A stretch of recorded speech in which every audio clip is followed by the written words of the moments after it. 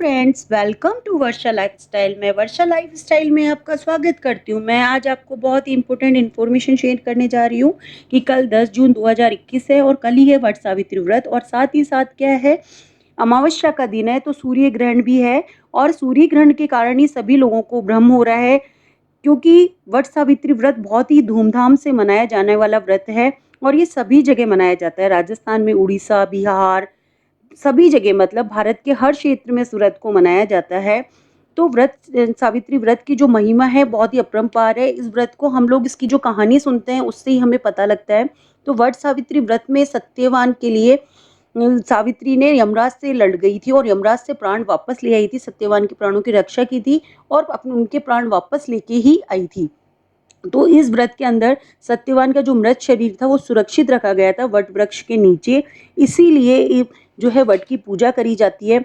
और साथ ही में कल है भारी सूर्य ग्रहण, लेकिन सूर्य ग्रहण से कोई भी ना घबराएं, क्योंकि भारत में सूर्य ग्रहण नैक के बराबर है और 1:42 तक सूर्य ग्रहण है।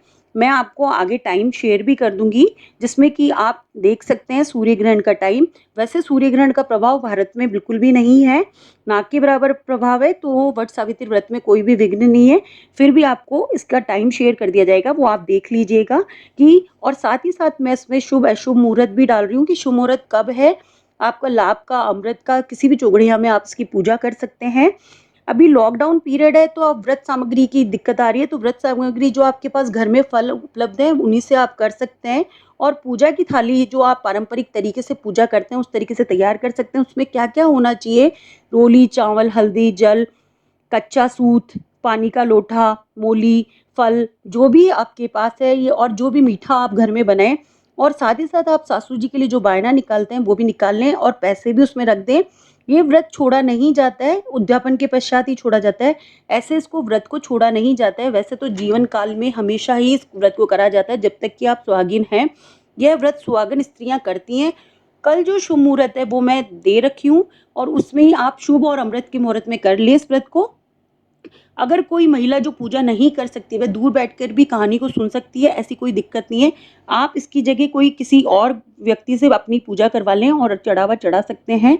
साथ ही साथ जो भी आप बायना वगैरह निकलवा रहे हैं तो वो उसका संकल्प छोड़ दें और अपनी वट सावित्री की पूजा कर सकते हैं। वट सावित्री की पूजा को बीच में नहीं छोड़ा जाता है कि आप कभी करें और कभी नहीं करें, ऐसा नहीं होता है। वट सावित्री की पूजा का बहुत महत्व होता है कि ये सुख सौभाग्य प्राप्त करने वाली होती है, जिसमें आपको भी सौभाग्य प्राप्त करवाया जाता है। जैसे कि सावित्री ने सत्यवान के प्राणों की रक्षा करके और अपने परिवार को सुरक्षित करवाया था, अपने वृद्ध सास ससुर के प्राणों को बचाया था, उसी तरीके से ये जो है इस व्रत से इसका प्रभाव आपको मिलता है। वट सावित्री व्रत की कथा मैं प्रारंभ करती हूँ।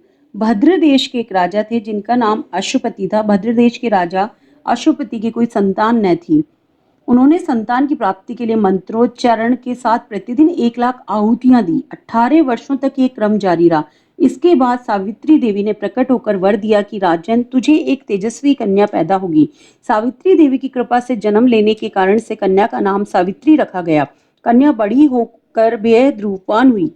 योग्य वर न मिलने की वजह से सावित्री के पिता दुखी थे। उन्होंने कन्या को स्वयं वर तलाशने भेजा। सावित्री तपोवन में भटकने लगी। वहां साल्व देश के राजा घूमत सेन रहते थे, क्योंकि उनका राज्य किसी ने छीन लिया था। उनके पुत्र सत्यवान को देखकर सावित्री ने पति के रूप में उनका वरण किया।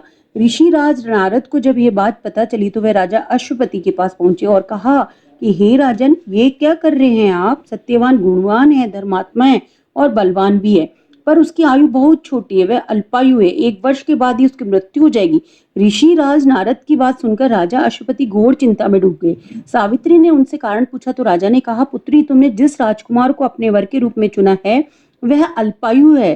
तुम्हें किसी और को अपना जीवन साथी बनाना चाहिए। इस पर सावित्री ने कहा कि पिताजी, आर्य कन्याएं अपने पति का एक ही बार वरण करती। राजा एक बार ही आज्ञा देता है और पंडित एक बार ही प्रतिज्ञा करते हैं और कन्यादान भी एक ही बार किया जाता है। इस तरीके से सावित्री हट करने लगी और बोली, मैं सत्यवान से ही विवाह करूंगी। राजा अश्वपति ने सावित्री का विवाह सत्यवान से कर दिया। सावित्री अपने ससुराल पहुंचते ही सास ससुर की सेवा करने लगी। समय बीतता चला गया। नारद मुनि ने सावित्री को पहले ही सत्यवान की मृत्यु के दिन के बारे में बता दिया था। वह दिन जैसे-जैसे करीब आने लगा, सावित्री अधीर होने लगी। उन्होंने 3 दिन पहले से ही उपवास शुरू कर दिया। नारद मुनि द्वारा कथित निश्चित तिथि पर पितरों का पूजन किया गया। हर दिन की तरह सत्यवान उस दिन भी लकड़ी काटने जंगल चले गए, साथ में सावित्री भी गई। जंगल में पहुंचकर सत्यवान लकड़ी काटने के लिए एक पेड़ पर चढ़ गए। तभी उसके सिर में तेज दर्द होने लगा। दर्द से व्याकुल सत्यवान पेड़ से नीचे उतर गए। सावित्री अपना भविष्य समझ गई। सत्यवान के सिर को गोद में रखकर सावित्री सत्यवान का सिर सहलाने लगी। तभी वहां यमराज आते दिखे। यमराज अपने साथ सत्यवान को ले जाने लगे। सावित्री भी उनके पीछे पीछे चल पड़ी। यमराज ने सावित्री को समझाने की कोशिश की कि यही विधि का विधान है, लेकिन सावित्री नहीं मानी।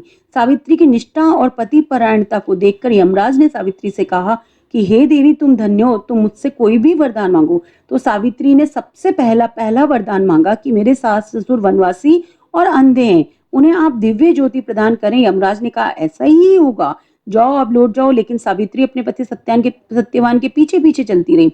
यमराज ने कहा देवी, तुम वापस जाओ। सावित्री ने कहा भगवान, मुझे अपने पति देव के पीछे पीछे चलने में कोई परेशानी नहीं है, पति के पीछे चलना मेरा कर्तव्य है। यह सुनकर उन्होंने फिर से उसे एक और वर मांगने के लिए कहा। अब सावित्री ने फिर दूसरा वर मांगा। सावित्री बोली हमारे ससुर का राज्य छिन गया है, उसे पुनः वापस दिला दो। यमराज ने सावित्री को ये वरदान भी दे दिया और कहा अब तुम लौट जाओ। लेकिन सावित्री पीछे पीछे चलती रही। यमराज ने सावित्री को तीसरा वरदान मांगने को कहा। इस पर सावित्री ने तीसरा वरदान मांगा। उसने कहा मेरे को 100 संतानें चाहिए और सौभाग्य का वरदान मिलना चाहिए। तो यमराज ने सावित्री की ओर देखा और सावित्री को ये वरदान भी दे दिया। सावित्री ने यमराज से कहा कि प्रभु, मैं एक पतिव्रता पत्नी हूँ और आपने मुझे पुत्रवती होने का आशीर्वाद दिया। यह सुनकर यमराज को सत्यवान के प्राण छोड़ने ही पड़ गए। यमराज अंतर्ध्यान हो गए और सावित्री उसी वट वृक्ष के पास आ गई जहां उसके पति का मृत शरीर पड़ा था।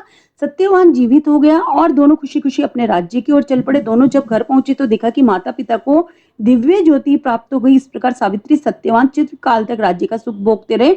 अतः पतिव्रता सावित्री के अनुरूप ही प्रथम अपने सास ससुर का उचित पूजन करने के साथ ही अन्य विधियों को प्रारंभ करें और वट सावित्री की व्रत की जो कथा मैंने आपको सुनाई है उसको सुने और दूसरों को भी सुनाएं। इससे आपको पुण्य की प्राप्ति होती है। इसी के साथ मेरी वट सावित्री व्रत की कथा संपूर्ण हो गई है। तो मित्रों, मैं अभी यहीं पे अपनी वट सावित्री व्रत की कथा को संपूर्ण करती हूँ और इसी के साथ मैं आपको ये भी बताना पसंद करूंगी कि आप जब वट सावित्री का व्रत करें तो बहुत ही सच्चे मन से करें और बिना कुछ खाए पिए आप इस व्रत को बिना किसी विघ्न के करें तो और अपने परिवार के साथ खुश रह के करें तो ज़्यादा अच्छा रहेगा। साथ ही साथ इसमें आपको जो कपड़ों का ध्यान रखा जाता है वो लाल पीले कलर के कपड़ों को पहना जाए तो सुहाग की लंबी आयु और घर की खुशहाली भी आती है। ये सुख सौभाग्य के लिए किया जाता है। तो इसी के साथ आपका जो है कल वट सावित्री व्रत मंगलमय हो और इसी की कामना करते हुए मैं अपने ब्लॉग को एंड करती हूँ। और आप वट सावित्री व्रत की कहानी के साथ साथ मेरे चैनल को सब्सक्राइब करना भी ना भूलें। और इसी तरीके से मेरे वट सावित्री व्रत के जो कथा है, कथा के साथ साथ मेरे अन्य ब्लॉग भी हैं और इसी तरीके से मैं आपके सामने लाती रहूंगी। आप देखिए और सब्सक्राइब करिए। Okay friends, bye bye.